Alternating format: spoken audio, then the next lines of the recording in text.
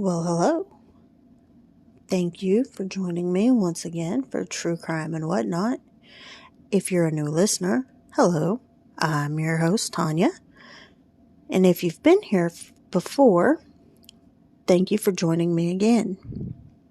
Today's story is very fascinating. Journey with me now across the pond to England. Warning, this episode contains the exhumation of bodies as well as abuse of power. Viewer discretion is advised.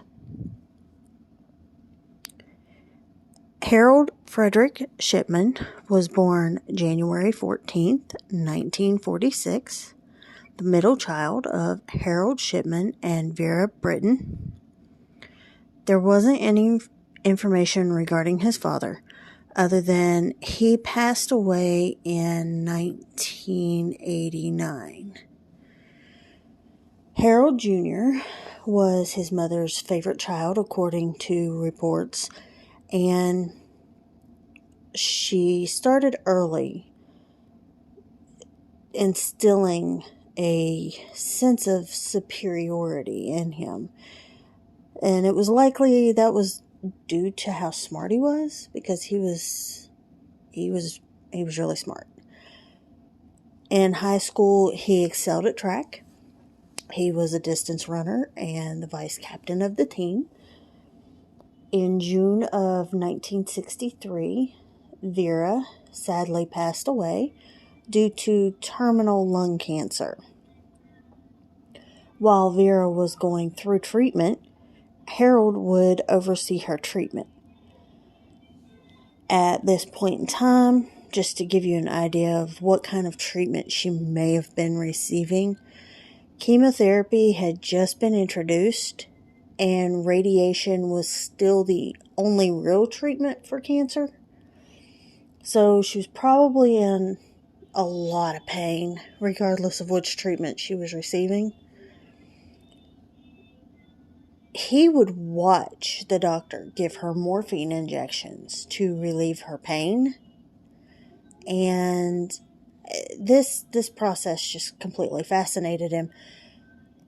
And to see his mother go from being in blinding, severe pain to none was just amazing to him. And because of that fascination, he became determined to go to med school. In November 1966, Harold married a young woman by the name of Primrose Oxtoby, and they went on to have 4 children. Harold graduated from Leeds University with his medical degree in 1970. By 1974, the father of 2 was a general practitioner in, bear with me a second, Todmorden in Lancashire. During that time, it was discovered that he was forging prescriptions for large amounts of Demerol. Once this was found, he was charged a small fine and was also forced into rehab, as apparently he was using it for his own recreational use. In 1977, Fred, as he is going by now, began working once again as a general practitioner in Hyde. He would work in this same location for the next 21 years. During this time, he made lots of house calls for his older patients, and at one point, a local undertaker noticed he had a higher death toll than the surrounding doctors. He also noticed Fred's patients were dying in similar poses. They were typically fully dressed, and either sitting up or reclined slightly. They were never lying down. When he was approached by this undertaker directly, he just casually stated that there was no need for him to be concerned. It wasn't until another colleague noticed the same similarities. She then notified a local coroner, who then notified the police. The police were able to conduct a covert investigation, which ended up clearing him because his paperwork was in order. In 1998, a very healthy 81-year-old woman died shortly after he visited her at home. Her daughter, who also happened to be her lawyer, was so surprised by her death, as well as the fact that there was a new will for her mother, and also the fact that Dr. Shipman insisted there was no need for an autopsy for her. She notified the police. In this new will, Dr. Shipman was the sole beneficiary of her entire estate, which came out to €400,000. Her daughter was completely convinced this new will was a forgery because, as I stated, she was the one in charge of her mother's affairs because she was a lawyer. She would know if her mother had a new will. Her mother's body was then exhumed, and her autopsy revealed she had died of a morphine overdose that was given to her within 3 hours of her death. At this point, they had reason to believe he had killed his patient, so they raided his home. During that raid, they were able to locate the original medical records, some odd jewelry, and a typewriter that they would later find was used to write her forged will. On September 9th, 1998, Dr. Harold Shipman was charged with murder and forgery charges. The government then decided a full inquiry needed to be done to determine how many, if any, other victims were involved. Their report found that he had killed an estimated 250 patients, beginning all the way back in 1971. Priority was given to the victims who had not been cremated, as well as those who had died shortly after a home visit from him.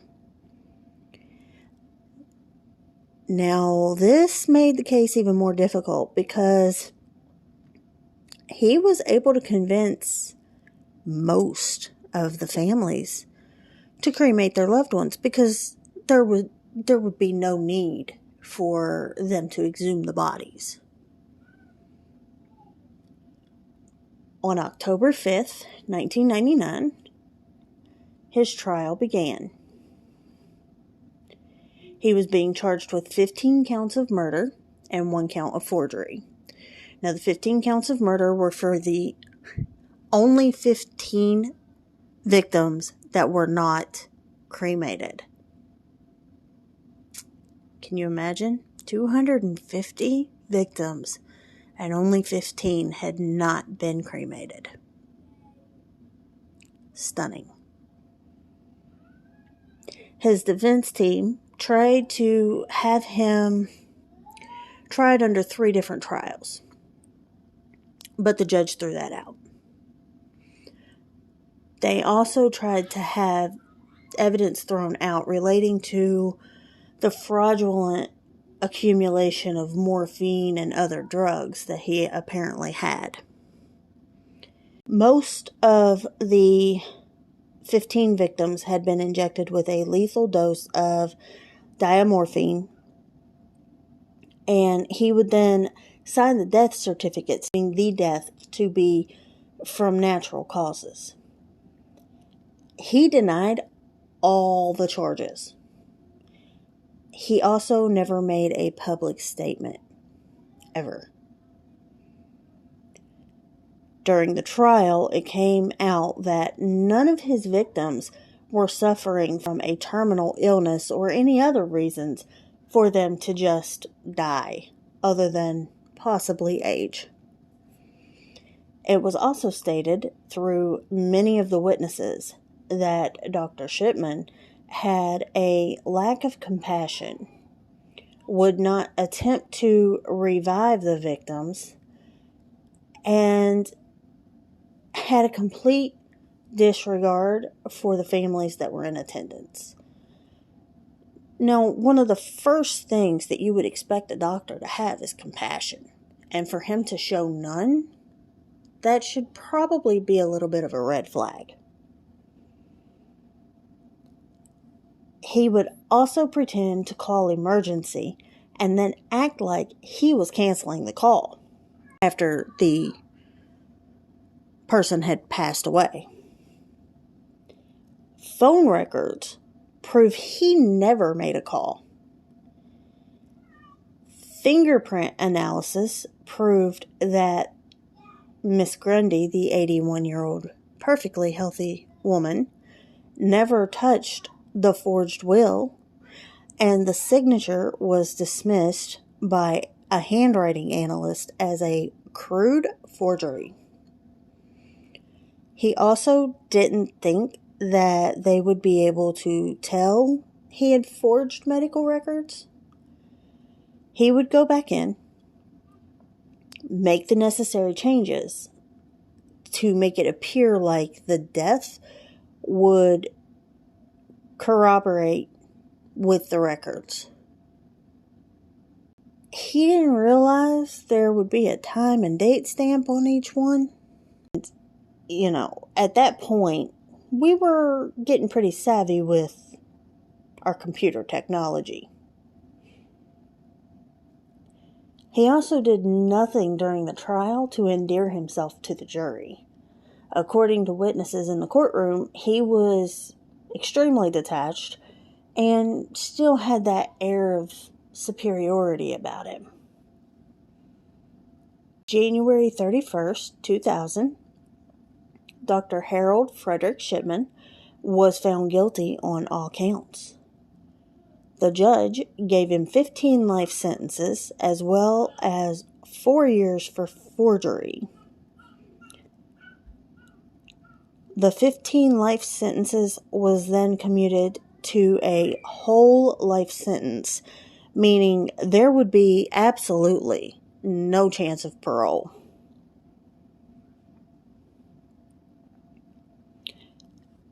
There was never a clear motive for his killings. Some believe he was seeking revenge for his mother's death. Some believe he was practicing euthanasia by removing the elderly from the population so they wouldn't burden the healthcare system. And then others believed it was because he just enjoyed having power over life and death. One thing they were absolutely sure of was that he was not killing people for financial gain. The only case that they could find where he was set to receive money was from the Grundy case.